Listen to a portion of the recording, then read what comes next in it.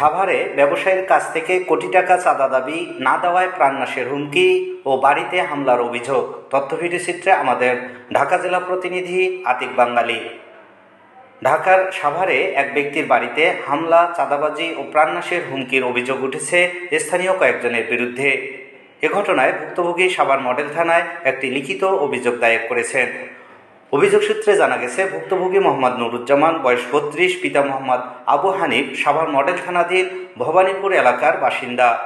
তিনি অভিযোগে উল্লেখ করে একই এলাকার কয়েকজন তার কাছে নিয়মিত চাঁদা দাবি করে আসছিল। দাবি অনুযায়ী টাকা না দেওয়ায় তাকে বিভিন্ন সময় মানসিক ও শারীরিকভাবে হুমকি দেওয়া হয়। লিখিত অভিযোগে আরও বলা হয়, গত ৭ই এপ্রিল ২০২৬ তারিখ বিকেল আনুমানিক ৫ ঘটিকার দিকে অভিযুক্তরা দেশীয় অস্ত্রসহ তার বসতবাড়িতে হামলা চালায়।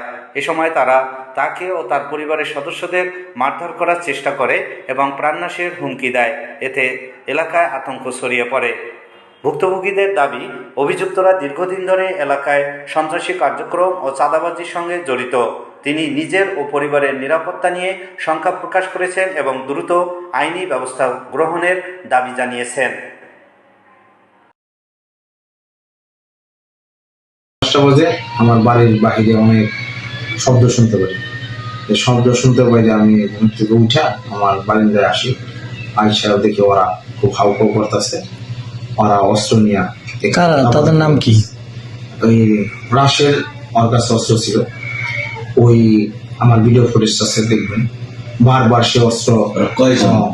ওরা আসছে এখানে প্রায় ৩০ জনের উপরে আসছে। দেশীয় অস্ত্র কয়জনের চিনতে পারছেন?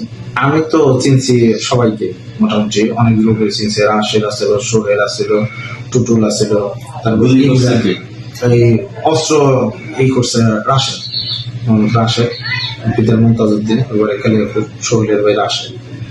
সোহেল অনেক খারাপ করছে, ভিডিও দেখবেন। সোহেল চেষ্টা করছে, এখন যারা ওরে ধরছে বলছে যে ওর কাছে যারা এলাকা